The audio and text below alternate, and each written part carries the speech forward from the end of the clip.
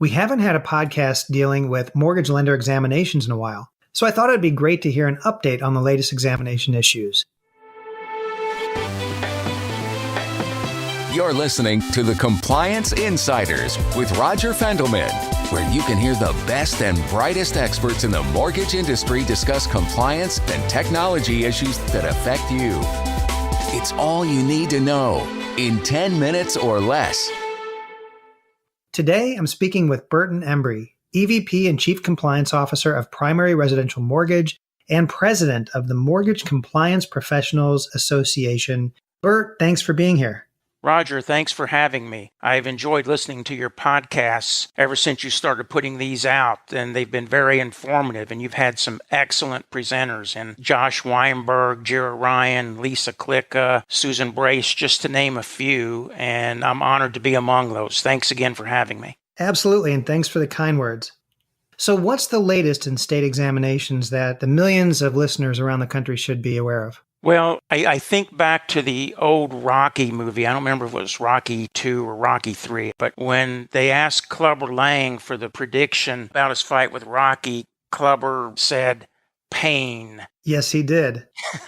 And I think for state exams, there's going to be some pain felt. As I can tell you from our perspective, we're seeing increased information requests from many of these state regulators, which tells me that they've increased their scope and they're looking for more and more. So what are some of the states that are picking up enforcement, and what does it look like? Well, we've seen Massachusetts, for example, shift their entire examination methodology to match that of the CFPB. So now when you get a Massachusetts exam, it's almost like getting a mini CFPB exam. We've seen states like Louisiana, for example. In a recent exam we had with them, their entry letter was 19 pages. So it's 19 pages of information requests, and that's quite a bit.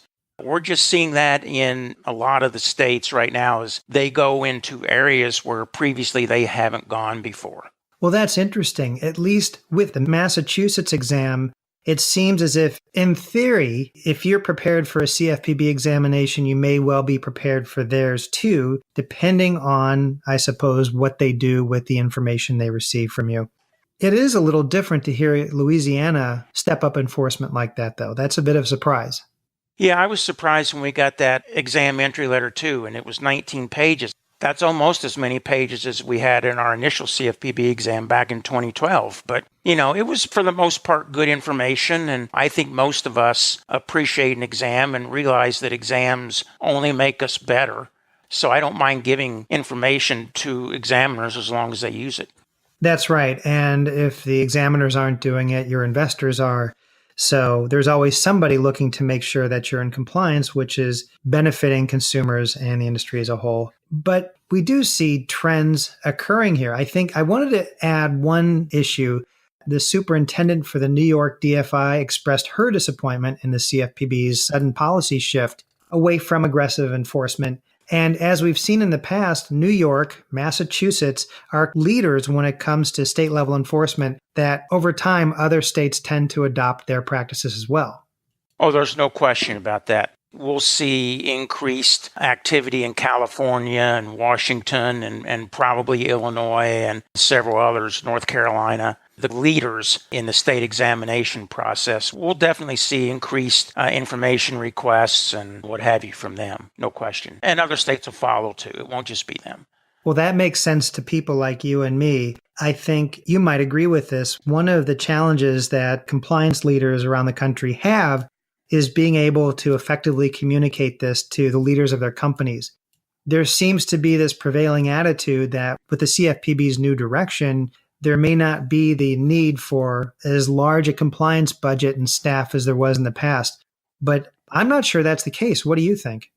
Oh, I definitely think that's not the case. And it's funny because I was listening to Frank and Brian this morning, and Brian was on the dais telling his listeners that, the CFPB under Mulvaney kind of stopped doing everything and lenders should rejoice. And the king regulator is, I don't want to say dead, but relaxed, and that should be happy times. And I'm sitting there thinking to myself, Does Brian not know that HUD's still out there and FTC's out there? And oh, by the way, we've got DOJ and IG. And if that's not enough, then there's 50 states that want to regulate us non-bank lenders in all the states that we're licensed in. And there's plenty of regulators to go around.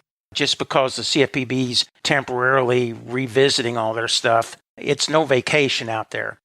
Sadly, though, a lot of my loan officers, a lot of my managers, they're hearing all this stuff like what I listened to this morning, and they believe it's factual. And nothing could be further from the truth. The regulatory environment is still very strong and active.